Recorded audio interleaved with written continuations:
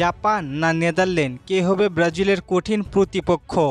বিশ্বকাপের প্রথম কয়েকটি ম্যাচে ব্রাজিলের পারফরমেন্স তেমন ভালো ছিল না, তবে আশা রাখবো ব্রাজিলের সামনের ম্যাচগুলিতে ভালো কিছু উপহার দিবেন ভক্তদের।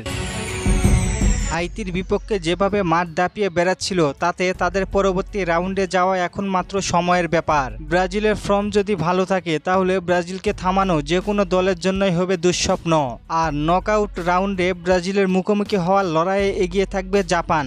যদিও নেদারল্যান্ডস টুর্নামেন্টে টিকে থাকার লড়াইয়ে আছে, কিন্তু তাদের বর্তমান যা অবস্থা তাতে ব্রাজিলের মুখোমুখি হওয়া তো দূরের কথা। নকআউটে পরের ধাপগুলোতে তাদের টিকে থাকার সম্ভাবনা খুবই কম। জাপান তাদের সাম্প্রতিক ম্যাচগুলোতে যে গতি এবং ট্যাকটিক সহ দেখিয়েছে, তাতে তারা নিজেদের শক্ত অবস্থানকে ধরে রেখেছে এবং ব্রাজিলকে হুমকি হিসেবেই দেখছে। ব্রাজিলের এই বর্তমান স্কোয়াডে যে তরুণ এবং অভিজ্ঞতার সমন্বয়ক রয়েছে, তা যে কোনো প্রতিপক্ষকে গুড়িয়ে দেওয়ার জন্য যথেষ্ট। বিশেষ করে নেইমার বা ভিনিসিয়াসের মতো খেলোয়াড়দের সামনে জাপানিজ ডিফেন্স কতটা টিকতে পারে সেটি এখন দেখার বিষয়।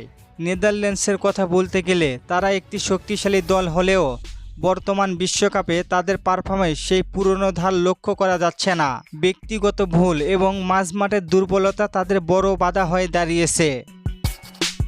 তাই ব্রাজিল বনাম নেদারল্যান্ডস লড়াই হওয়ার চেয়ে ব্রাজিল বনাম জাপান ম্যাচ হওয়ার সম্ভাবনাই অনেক বেশি।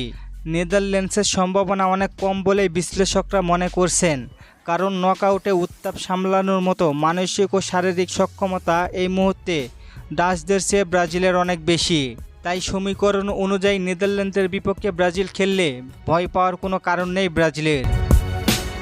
ফুটবল প্রেমীরাও অধীর আগ্রহে তাকিয়ে আছে সেই হাই ভোল্টেজ নকআউট ম্যাচের দিকে। ব্রাজিলের ফর্ম আর জাপানের অপ্রত্যাশিত চমক, এই দুইয়ের লড়াইয়ে শেষ পর্যন্ত ব্রাজিলের শেষ হাসি হাসবে বলে আশা করা হচ্ছে। ব্রাজিল এখন শুধু জয়ের পথে নয়, বরং শিরোপার দিকে দারুণ গতিতে এগিয়ে যাচ্ছে।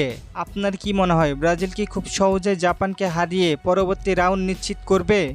জানিয়ে দিন আপনার মূল্যবান মতামত। আর ফুটবলকে নিয়ে নতুন কোনো প্রশ্ন থাকলে করতে পারেন, পরবর্তী ভিডিওতে রিপ্লাই করব। ধন্যবাদ।